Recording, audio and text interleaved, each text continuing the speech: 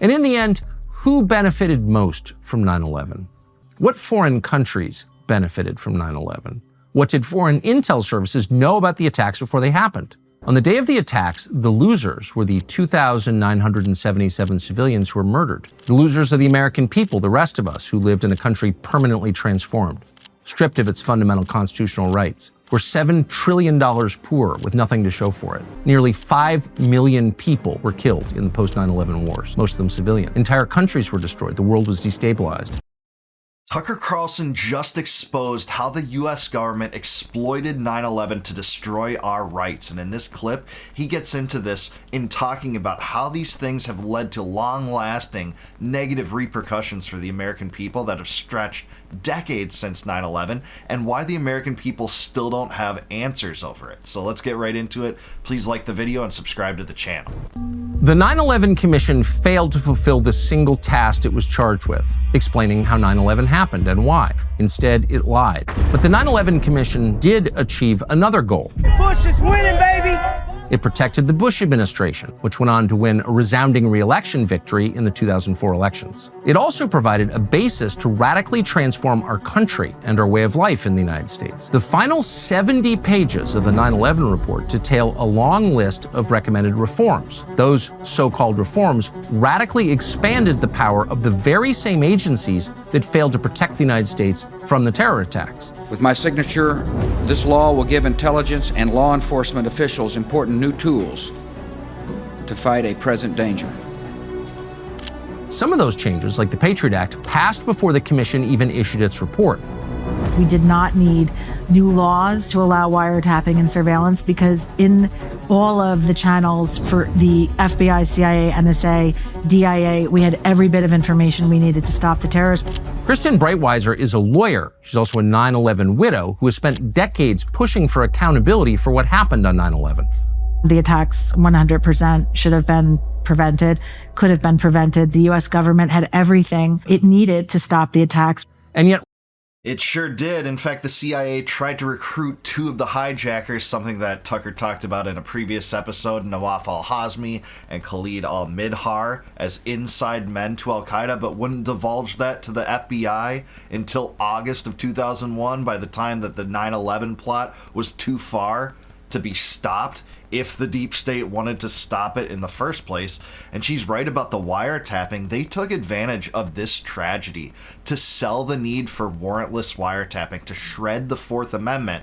And it did it in other ways by creating the PRISM program, that's the NSA bulk data collection and mass surveillance apparatus that Snowden blew the cover off. And they did it to pervert our closest and most basic rights. That's what the Bush administration and the neocons did. That's their legacy. Rather than blame the agencies for their obvious failures, Congress gave the deep state power to access your business records, including your library and bookstore records, with minimal to no judicial oversight, as if you did something wrong. Congress permitted roving wiretaps of multiple phones without specifying a specific target. Congress authorized unconstitutional searches of homes and businesses without any notification at all. Congress created something called national security letters, which enabled the FBI to get personal records without any court's approval, and also gave the FBI power to issue gag orders so you couldn't tell anyone they were doing this. We were already wiretapping and doing surveillance just fine before the Patriot Act. So again, the attacks could have been prevented 100%. We had all the information we needed to stop the attacks. We had the hijackers fully identified. We knew exactly where they were going, and we knew what they were up to. I want to note, though, that the FBI did engage in warrantless wiretapping before 9/11. It was just massively expanded after 9/11. There was, after all, the COINTEL program that warrantlessly wiretapped Martin Luther King, Stokely Carmichael, people like Malcolm X during the civil rights movement. And this even led to the FBI trying to convince MLK to commit suicide. So this did happen toward dissidents, especially in the civil rights era. The supervillain villain J. Edgar Hoover was deeply involved in this. And, 9/11 just blew it up, expanded it, such that anyone that the government branded as a terrorist, you could just eliminate their Fourth Amendment right to resist the seizure and search of their person's papers and effects. That's what this legacy was, and that's what both the conservative and liberal establishment still holds today. This precedent is long-lasting. to our detriment. We knew that the Patriot Act, FISA warrants, they're not needed because we already had all the information we needed before 9/11 to stop the attacks. In 2007, the National Security Agency created the PRISM program that conducted warrantless surveillance of your phone calls, your emails, and your internet activity. Much of this surveillance was conducted on American citizens who'd done nothing wrong. My name is John Kiriakou, Kiriakou. I'm a former CIA counterterrorism officer, former chief of counterintelligence in Alex Station, and I was in CIA Counterterrorism Center on 9/11. Within hours of the attacks, in retrospect, it's much more clear. The CIA changed from an intelligence service who saw its job as recruiting spies to steal secrets and then to analyze those secrets so policymakers could make the best informed policy, to a paramilitary organization whose job it was to capture and or kill anybody who could pose a threat to the United States. Yeah, Kiriakou's a hero. He blew the whistle on CIA torture that happened, that was lied to the American public about by the president and by the presidential cabinet, Bush, saying that no, we don't torture people, even though they set up black sites in foreign countries like Syria specifically to torture people, to try to extract secrets, which even the corrupt Senate Intelligence Committee divulged that didn't ascertain good intelligence. He's a hero, but I have to say that the CIA, did engage in psychological operations against the domestic populace before 9/11. 9/11, again, expanded its power and propensity to do wrong, to pervert the Constitution, but you did have Operation Mockingbird, a CIA attempt to control the mainstream media, and MK Ultra, a CIA plot to control people's thought patterns before this. I went to Pakistan as the chief of CIA counterterrorism, and my colleague in Washington said, well, we've come up with a plan. The plan was to detain hundreds of people, including U.S. citizens, without formal charges or any trial. This was a multi-pronged plan to detain prisoners indefinitely, to carry out torture on some of them, which at the time were called enhanced interrogation techniques, and to either render or extraordinarily render others. Things are changing here in America, too. The 9/11 Commission recommended creating a new super spy called the Director of National Intelligence and placing that person inside the White House. They insisted on expanding the TSA, which now degrades millions of innocent air travelers with full body scans, pat-downs, luggage screenings, and multiple unconstitutional searches every time they enter an airport. The explanation for these changes was that they would keep America safe. But most of the intelligence that was gathered from detainees was obtained through illegal torture, justified by a 2002 DOJ torture memo, which greenlit the use of waterboarding, stress positions, sleep deprivation, and small space confinement for interrogations. Even though the Constitution prohibits this, of course, and they tried to skirt this legally by just taking them to these black sites, which really were enclaves of the United States, and you still should follow the law of the land as it says that the Constitution is in the Supremacy Clause in Article 6. But no, the Bush administration didn't care. We're going to torture people and then lie to the public about it. And then the TSA, this has emerged since 9/11 as part of this grand desire, this grand vision to protect Americans, when really, again, this is another mechanism, another tool of the feds to shred the Fourth Amendment, to engage in unreasonable searches and seizures without a warrant. Do you think the TSA agents have a warrant? They're instructed that this is perfectly in line with the Constitution, and they'll tell you that if you question this in the TSA line, because I have, but it's so clearly not. Point them to James Otis and the 1760s, in which one of the reasons that the American Revolution was inspired was through Otis's opposition to the general writs, when the British were perverting this power by searching and seizing cargoes because they believed that Americans were engaging in smuggling.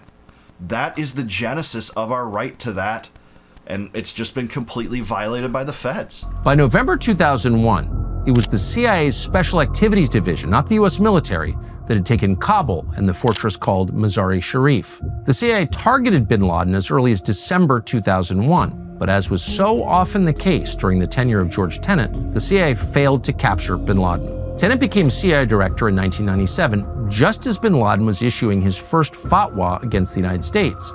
A leader with integrity would have resigned in shame after missing obvious warnings about a major attack. But Tenet had no shame.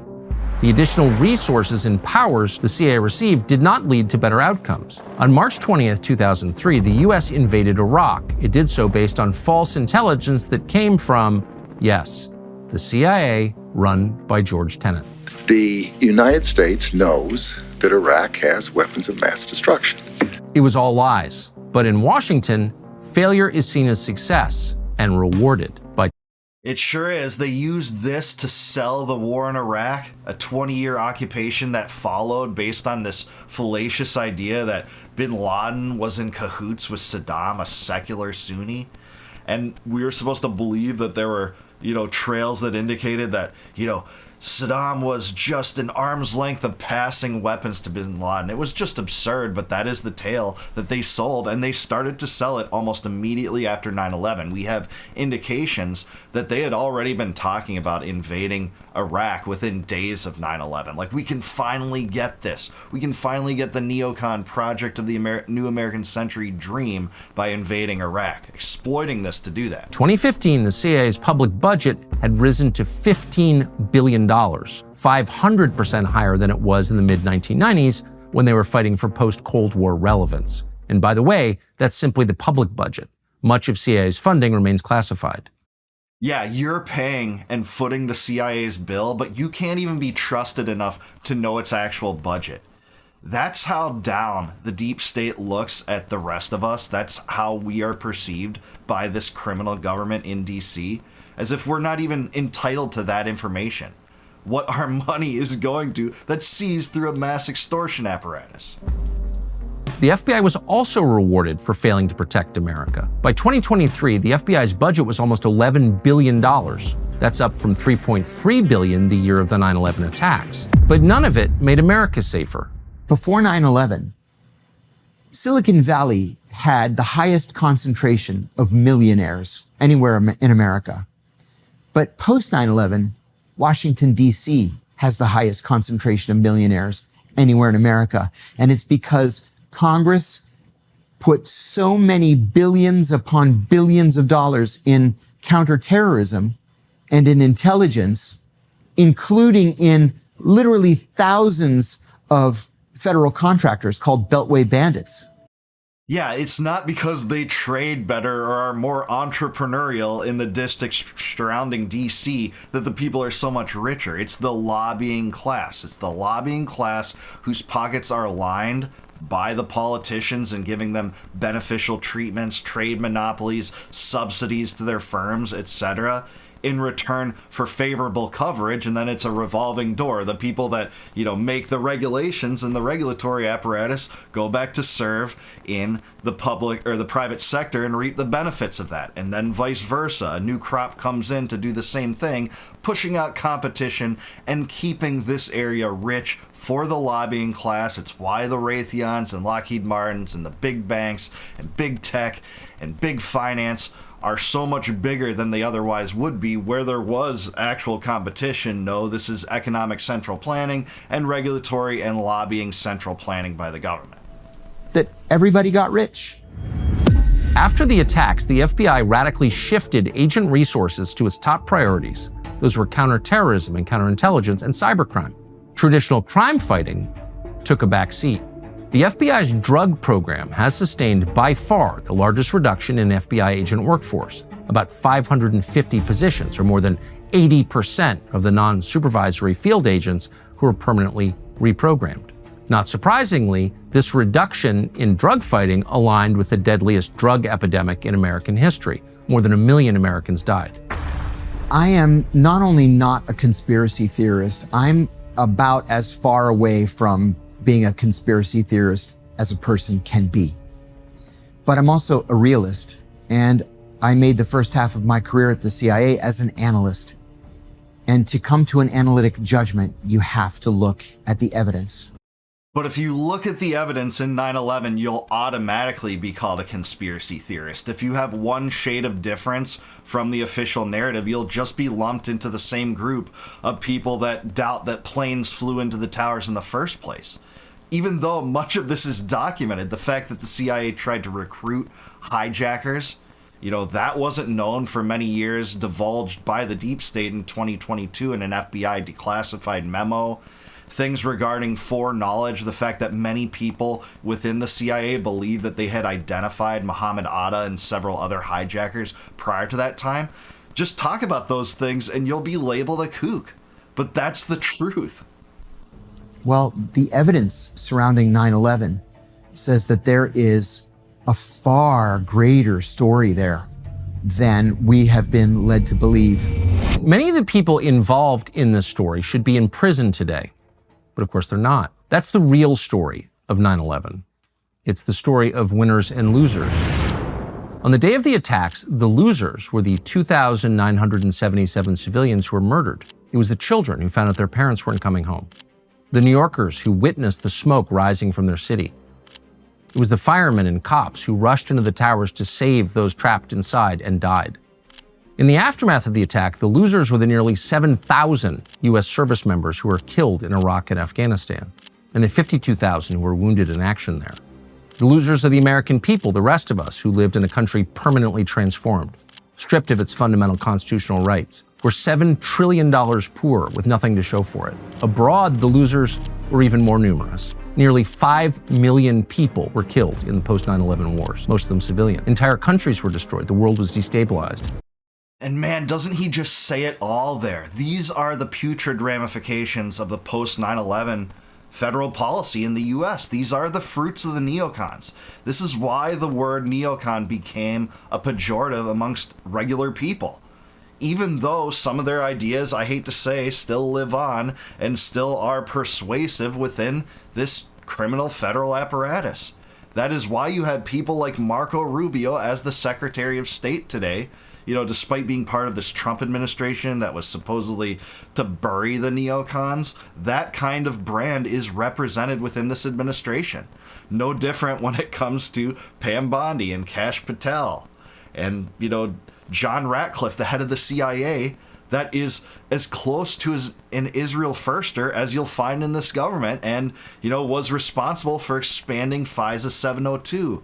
Another policy brought about in the wake of the aftermath of 9/11. That is what you get. And that is why no one self-professes or self-claims really to be a neocon anymore. Even the neocons like Bill Kristol don't refer to themselves in that way, or Ben Shapiro anymore, because the whole brand is so toxic and putrid because of what came after 9/11. It was a criminal system to exploit Americans, subvert our liberties for the sake of expanded federal power. And none of it's been for good. And then there were the winners. In the immediate aftermath of the attacks, President George W. Bush enjoyed the highest approval ratings in the history of modern politics. He leveraged that popularity to launch a decade of regime change wars. In 2002, he defied the odds in the midterm elections and expanded his party's majority in the Congress. In 2004, he became the first Republican presidential candidate in decades to win re-election with a majority of the popular vote. When Bush arrived in office in 2000, he was worth about $20 million. Today, some estimates say he's worth more than $50 million. Bush lives in Texas today. He spends most of his time painting and riding his bike. He should live in The Hague or, be put to some other prison for life for his war crimes. Same with Cheney and Wolfowitz and Pearl and all of these vile neocon villains that led us into the precipice of war and destruction, that still have ramifications today. We're still fighting in the Middle East over this spectacle of grand empire building there, with Syria and Yemen now wars with the U.S. funding of the genocide in Israel, believing that entangling alliances in the Middle East were the way to solve this abstract war versus terror. Well, it sure seems like my own government, my criminal government, was the epitome of terrorism in the current century. National Security Advisor Condoleezza Rice, who spent most of 2001 ignoring the steady stream of very clear warnings about an imminent terror attack, got a promotion. In 2005, she became the Secretary of State. She received the overwhelming support from the United States Senate. Since then, Rice has enriched herself by serving on numerous corporate boards and is director of the Hoover Institution at Stanford University, where she is a professor. Disgraced CIA Director George Tenet, meanwhile, retired from the CIA in 2004, about a year after he provoked the invasion of Iraq. He got a sinecure as a professor at Georgetown University, not surprisingly. He authored multiple books, and, as so many in the CIA do, he joined the board of directors of multiple defense contractors. What do you know? Rewarded again for villainy, for setting the stage for this invasion of Iraq under specious reasons. These guys get promotions for that. In the private sector, too. It's just how corrupt it is, tying the federal government to the private lobbying class, knowing that they'll be covered for life, despite being responsible for millions of deaths and trillions of dollars wasted. This is why we're $37 trillion in debt today. About $10 trillion of that spent on this fruitless war on terror. And also spent more than a decade at an investment bank. After leaving the CIA, he was awarded a Presidential Medal of Freedom by George W. Bush. That's the nation's highest civilian honor. Absurd. John Brennan, the Saudi station chief who helped the hijackers get their passports, blocked Alex Station from getting basic biographical details about Osama bin Laden, and personally worked to ensure that John Kiriakou ended up going to prison for telling the truth about what the CIA was doing, ended up running the CIA itself. He was appointed by Barack Obama to be director. While running the CIA, Brennan was caught hacking the computers of the Senate Intelligence Committee. Brennan lied about that and never faced consequences for that lie. He was also involved in Russiagate and will not be indicted, it seems. You know, the Trump has indicted Comey alone and Bolton, but he's ever as villainous as those two are. One of the architects of the CIA torture regime. One of the biggest, vile, deep state creatures that has lived in my lifetime. And he's not alone. Clapper, too. Clapper lied about the NSA mass surveillance program in front of Congress. And then, you know, he just gets this promotion to CNN to be a political analyst. That's where these disgruntled, like totally discredited, you know, federal officials go. They don't have to pay for this. No heads ever roll when it comes to this deep state. After leaving the CIA, he played a central role in the Russiagate hoax that dominated Donald Trump's first term. He obtained a sinecure at the University of Texas and became an MSNBC contributor. It's been more than 20 years now, and we still don't know the simple truth about 9/11. But we can know. A new commission could find out. An honest commission, a nonpartisan commission, a commission dedicated to protecting the United States could find out. It could answer the questions that have hung in the air since that day. What role did John Brennan play in facilitating the attacks? Why did he seem to be working for the hijackers? What CIA official made the decision to attempt to recruit those hijackers? Why did the Bush administration ignore dozens of clear warning signs? Why did the Clinton administration repeatedly refuse to kill or capture Osama bin Laden? Who made the decision to ship the rubble from 9/11 off Manhattan and out of the country before an investigation could be done? Why did Tower 7 collapse even though it was hit by no airplane? What's in the NSA files that the commission never bothered to check? Which investors profited from the attacks? The government knows the name of the investor who profited from the attacks, who knew they were coming. Why haven't they told us? And in the end, who benefited most from 9/11? What foreign countries benefited from 9/11? What did foreign intel services know about the attacks before they happened? A commission could find these answers. That commission would have broad subpoena power, enough funding and personnel to get those answers. After more than 20 years, the American people have a right, an absolute right to those answers. They should be outraged by the lying, and they should demand to know what actually happened on September 11th. Yeah, they sure should, and Tucker's great series on this has shed a lot of light on the avenues that were all shoved under the rug by the regime and by the legacy media when this stuff was playing out, and I did follow it. I'm 42, I did follow this as a young man. But I don't know if I can agree that any kind of, new committee, new investigation, so long as it's tied to the government, could yield, the answers we're all seeking. The, missing blanks that still exist, despite Tucker's heroic efforts to expose some of these abnormalities that have just gone ignored for so long. And that's because the government, when it creates committees, what it typically is the government invested the government and determined that the government did nothing wrong. Such was the case in the Warren Commission, such as the case in the 9/11 Commission. If they did a commission regarding the Epstein cover-up, I guarantee the stage would be set to produce that same result in every single case. No heads coming out rolling over it. No, war crimes, no crimes against humanity, no perversions of the Constitution, probably no impeachments. They don't impeach people for actually palpably violating the Constitution, but just specious reasons as of late, and the Russiagate hoax, as we know. And that's not to absolve Trump of wrongdoing. I am a big opponent of Trump, just as I am an opponent of the American presidency in general. All the presidents in my lifetime would be impeached and removed from office if we were strictly going for what the Constitution mandates the president does. Every president runs roughshod over that in various ways, especially in regard to war and executive authority, executive edicts that supplant the legislative process. All presidents do that. But yeah, I don't know that we'll ever get the full answers here, but I sure am glad that this series exists to at least shed light on a lot of the things that, again, were hidden from the public. But in the age of a new independent media, they just can't go hidden forever. These are things are going to be looked into every bit as much as the JFK assassination, and the American people just aren't buying the official narrative, no matter how you slice it. You can say some of the things regarding 9/11 are far more, groundless than others. I think that, actually. But there's a lot here, too, and we never got answers for the things that are most concrete, like the CIA recruitment of the terrorists. Why the government just gets away with lying about the torture regime and how that perverts the Constitution.